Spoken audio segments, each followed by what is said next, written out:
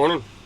We have another leg of the trip today. We made it to Baton Rouge, Louisiana last night. Stayed at Cracker Barrel, attempting to not drive 16 hours a day. Did, I think it was 9.5 hours, something like that yesterday. Not that much. In the scheme of things of the travel that I do, I typically drive, 12 to 16 hours, but trying to go a little bit slower this trip. Went to the Mall, Louisiana.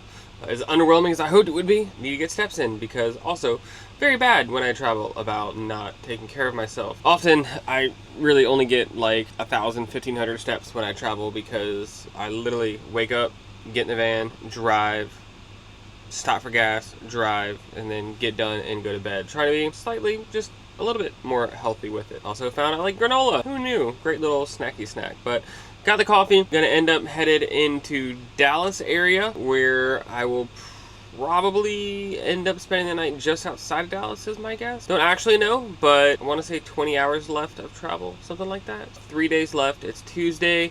That'll get me there on Thursday with some time to spare. So as long as we have no issues, knock on wood, life will be great. Let's hit the road.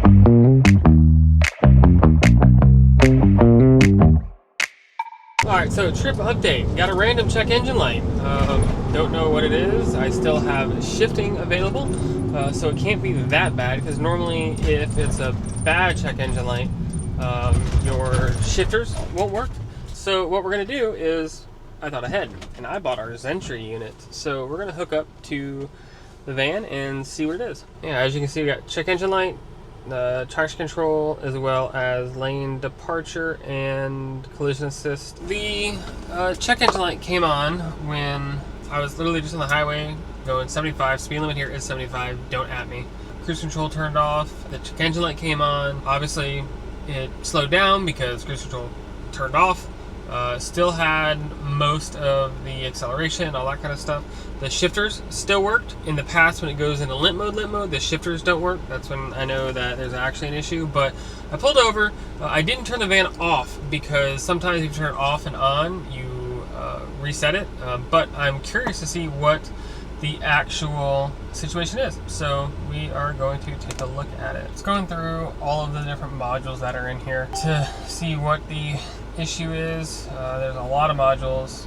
34 of them are in this particular van. Some vans have more, some vans have less, but let's see what comes up. If it has a big F, then that means there's an active real fault. So it looks like the control unit has a fault on it. Something with the TPMS. Just looks like a random one on that one. Lizard.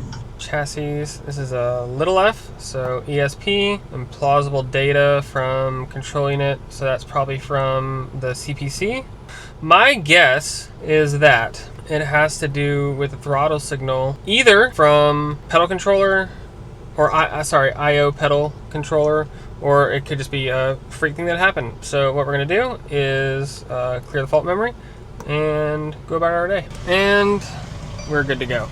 Look guys, for better or worse, modern vehicles have issues, have weird little hiccups, especially when you modify them. You gotta think, like we have lifts with reprograms, with pedal commanders, with piggyback tunes, with, all kinds of, we have the speedometer correction module. Like, in order to modify these vans and work how people expect them to overall, you're gonna have weird little glitches. I definitely recommend that you carry a code reader around with you just so you can clear them and stuff like this. Otherwise, you're gonna be relying on the dealer all the time. And look, if you drive a stock van, cool, not a problem. When you drive a modified van, particularly with tens of thousands of dollars of parts and changes and lifts and bigger wheels and tires and all that kind of stuff, like, you got to kind of expect it. It just really is what it is.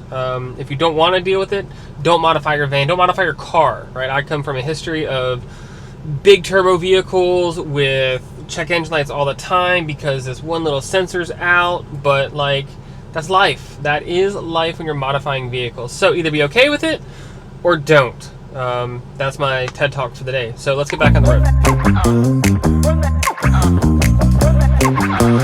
So made it to the Dallas World Aquarium. Found great parking, literally right in front of it. Let's get some steps in and have some fun.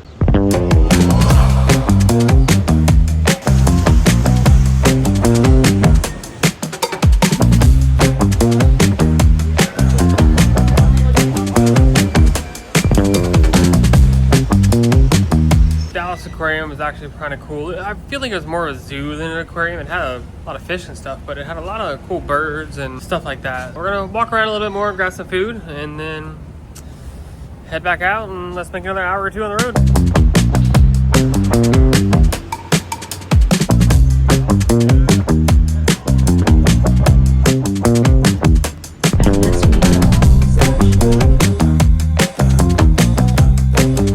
And we're back again. It's the end of the day. So we went to the Dallas Aquarium. That was super fun. Did like, I don't know, 8 hours on the road. We're in Arlington, Texas. Another Cracker Barrel. Trying to find a better place, like kind of on the way, but there's no good Harvest Host in the area. The next RV park was way far away. I don't know, this was convenient, whatever. Eat some leftovers and do some work and call it a night. So see you guys in the morning.